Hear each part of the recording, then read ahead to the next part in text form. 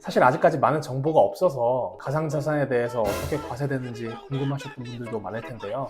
안녕하세요. 박승준 세무사입니다. 여러분들에게 꼭 필요한 세법 내용을 쉽게 알려드리고 있습니다. 세무사님, 요즘 코인으로 투자하시는 분들이 점점 늘고 있잖아요.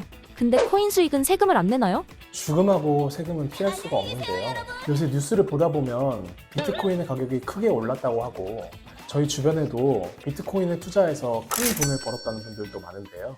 결론부터 말씀드리면 코인 수익도 과세 대상은 맞습니다. 코인 수익과 같은 가상자산은 크게 세 가지로 과세될 수 있을 것 같은데요.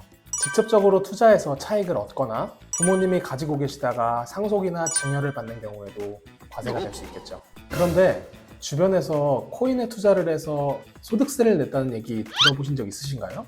원래는 세법에서 2022년도부터 과세하기로 예정되어 있었다가 여러 이슈로 인해서 과세가 미루어져서 지금은 2025년도 1월 1일부터 과세가 예정되어 있습니다. 아직 과세가 이루어지지 않을 뿐 곧 과세가 이루어진다는 말인데요. 과세 시기가 점점 가까워지고 있으니까 지금부터라도 대비를 해두시는 것이 좋을 것 같습니다.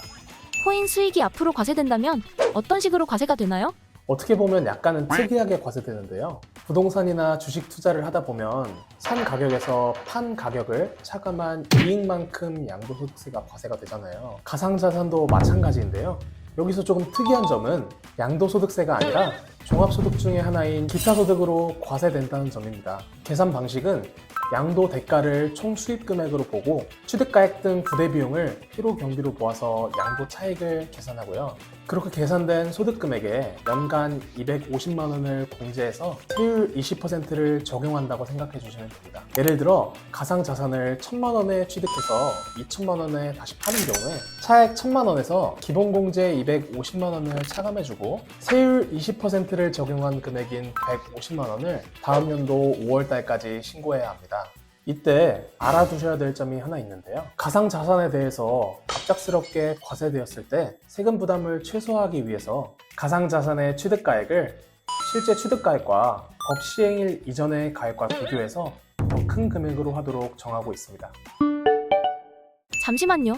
종합소득으로 과세되면 기존 소득이랑 합산돼서 누진세율이 적용되는 거 아닌가요? 다행히 그렇지는 않습니다. 가상자산, 즉 코인의 매매 차익에 대해서는 종합소득과 합산하지 않고 분리과세로 과세가 종결됩니다. 다만 원천징수로 과세가 종결되는 일반적인 분리과세 소득과는 달리 반드시 종합소득세 신고기간인 5월달까지 분리과세되는 기타소득으로 신고를 해야 됩니다.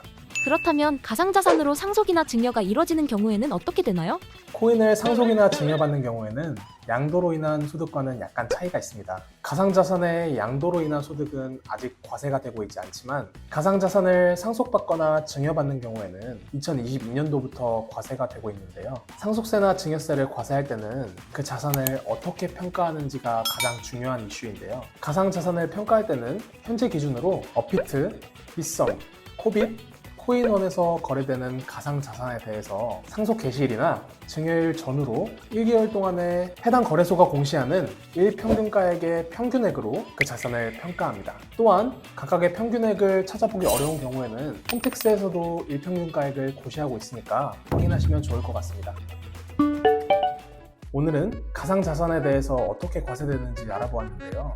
사실 아직까지 많은 정보가 없어서 가상자산에 대해서 어떻게 과세되는지 궁금하셨던 분들도 많을 텐데요.